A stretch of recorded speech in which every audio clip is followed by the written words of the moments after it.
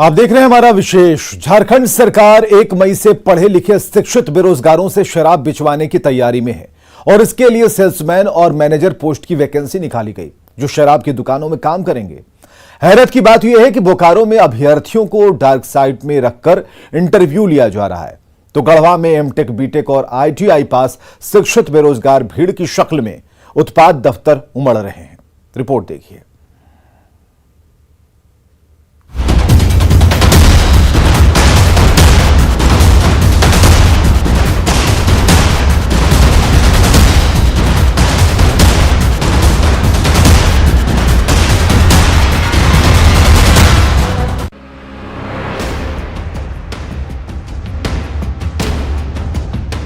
ये झारखंड सरकार के वादों की मारी हुई भीड़ है। ये भीड़ है झारखंड के होनहारों की।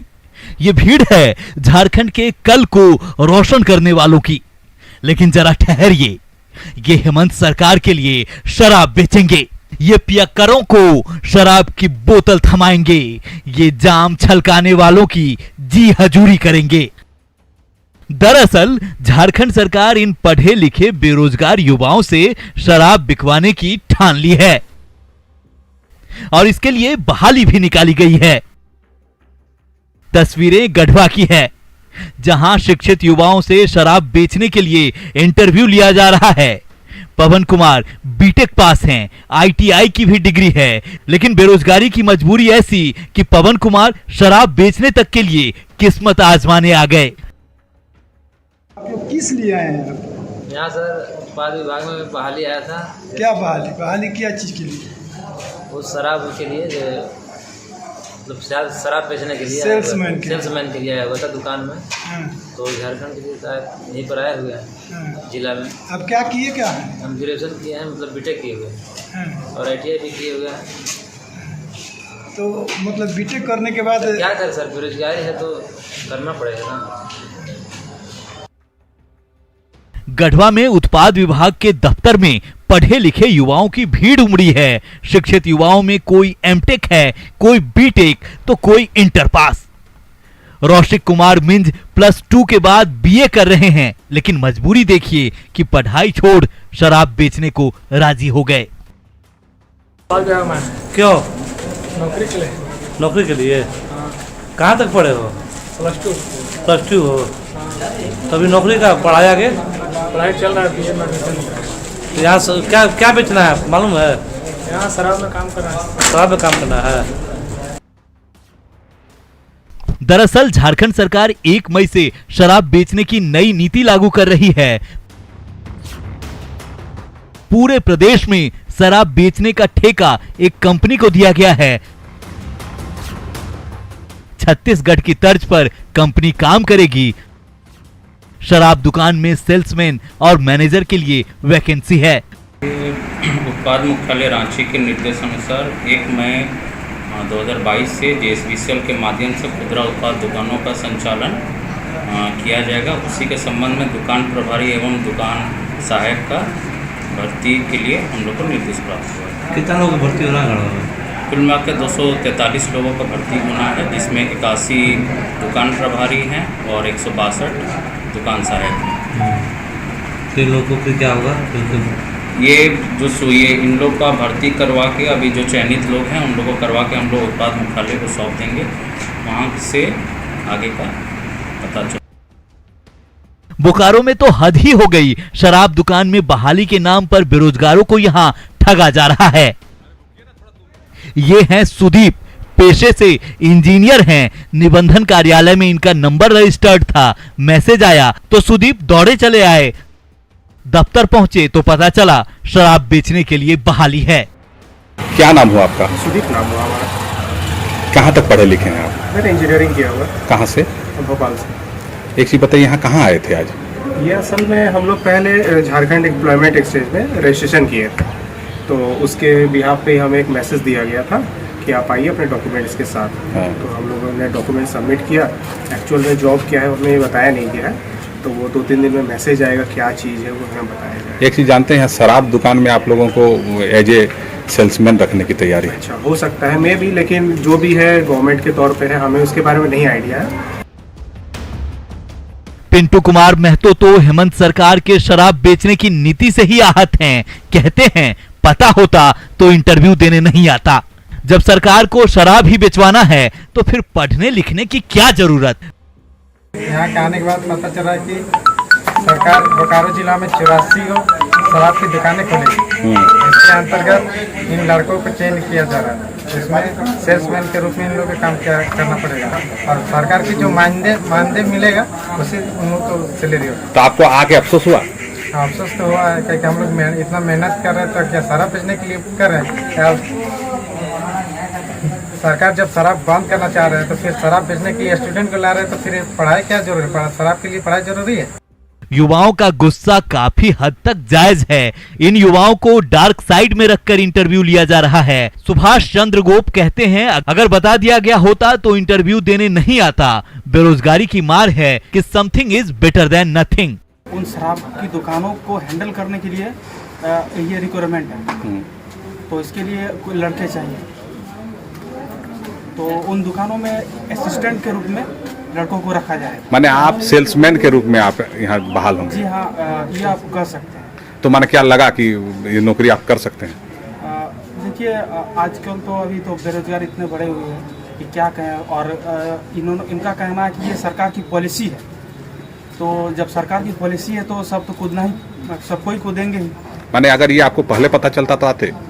शायद नहीं आता मैं, लेकिन मैं जब आ चुका हूँ तो फिर कहते हैं ना किसी something is better than nothing.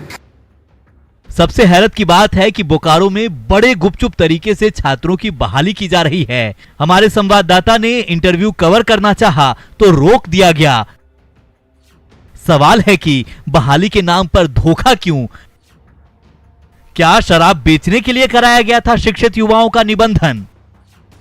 Job नहीं दे सकते तो क्या शराब बिचवाइएगा? झारखंड के ये पढ़े लिखे शिक्षित युवा हेमंत सरकार से जवाब तलब कर रहे हैं।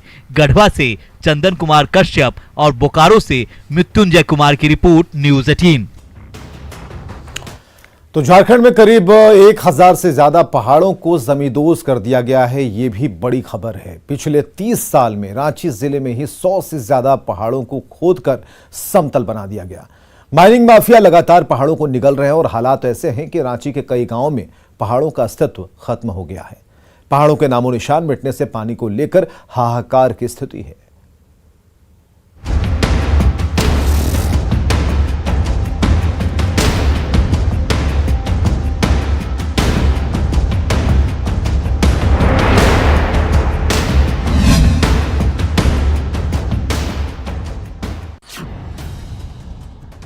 खतरे में झारखंड के पहाड़।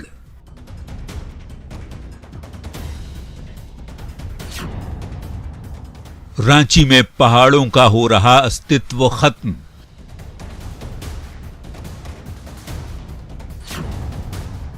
सौ से ज्यादा पहाड़ जमींदोज।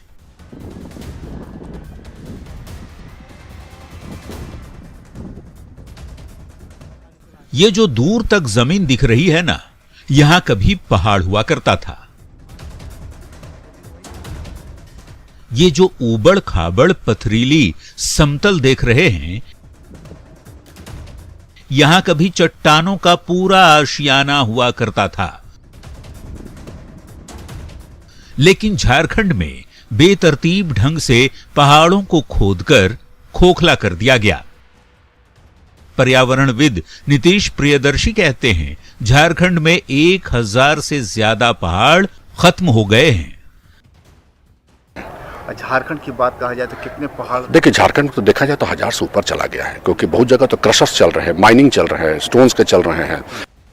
अपनी खूबसूरती के लिए मशहूर झारखंड के पहाड़ों का वजूद पत्थरों के अवैध खनन की वजह से खतरे में पड़ गया है। रांची में अब तक 100 से अधिक पहाड़ों का नामो निशान मिट चुका है और कई पहाड़ खत्म होने की कगार पर हैं। कहते हैं पहाड़ से पानी का रिश्ता होता है। कुदरत के इसी गठबंधन की वजह से पहाड़ और जंगल से घिरे इलाकों में कभी पानी की कमी नहीं होती। लेकिन झारखंड में पिछले 30 सालों से पहाड़ों पर माफिया की बुरी नजर है। यही वजह है कि रांची के कांके प्रखंड के कई गांवों में पहाड़ खत्म होने के बाद अब लोग बूंद बूंद पानी के लिए तरस रहे हैं। कांके प्रखंड के पचफेड़िया और कुम्हरिया गांव में पिछले 3 साल में कई पहाड़ खत्म कर दिए गए। पचफेड़िया के रहने वाले मुकेश मुंडा कहते हैं, पानी का स्रोत पत्थर में है, पत्थर खत्म हो जाएगा तो पानी कहां से मिलेगा। पहाड़ से पानी का भाईचारा शुरू से ही रहा है। हम इस समय मौजूद है रांची के कांके प्रखंड के कुम्हरिया पंचायत में, जहां आसपास कई गांव हैं, लेकिन इन गांवों का मौसम आज से 3 साल पहले जैसा रहता था आज वैसा नहीं है। पहाड़ खत्म हो गए, धीरे धीरे पानी भी सिमट कर रह गई।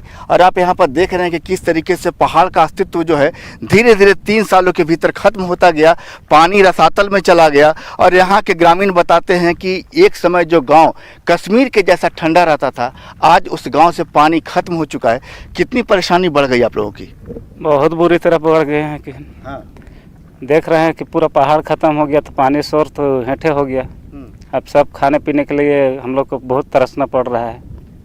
गांव में पानी नहीं नहीं है तो कुआं में तो भी सो गया है, पूरा खींच लिया पानी। तो पानी का स्रोत तो है तो पखले में है, पत्थर खत्म हो जाएगा तो कहाँ जाएगा पानी, हेठे ही नहीं जाएगा। कभी रांची के पचफेड़िया गांव का मौसम बड़ा सुहाना रहा करता था। पहाड़ से घिरे इस गांव में पानी की कोई किल्लत नहीं थी। पहाड़ की तलहटी और जंगल की हरियाली ग्रामीणों के लिए सुकून हुआ करती थी। अब तो बूंद बूंद पानी के लाले पड़े हैं। लोग ऐसे ही गड्ढों के पानी से ही काम चला रहे हैं। 3 साल पहले पहाड़ रहने के कारण जैसा मौसम हुआ करता था इस गांव का, अब तो सब बदल गया। ये जितना पहाड़ था वो कटने के बाद पानी तो नीचे ही जाएगा। यह है कि जितना भी अतरा कतरा जो डोभा डोभी है वही सब ने जाएगा, नहाएगा धोएगा। इसी से क्या कर सकता है आदमी का मजबूरी रहते से कोई भी डोभा से धोआ ना सकता है, तो बाद में कुछ नहीं कर सकता है। तो आप लोग इसी में नहाते हैं, सब कुछ इसी में करते हैं? तो वही सब नहीं कर सकते हैं, है ये नहीं साधन है, कुछ नहीं है तो क्या कर सकते हैं। तो आप देख रहे हैं कि यहाँ पर जैसे ही पहाड़ खत्म हो गया, किस तरीके से पानी एक अवशेष के रूप में जमा है।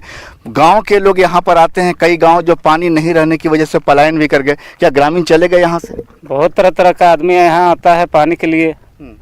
पानी एक चापाकल है उसमें भी सूख गया।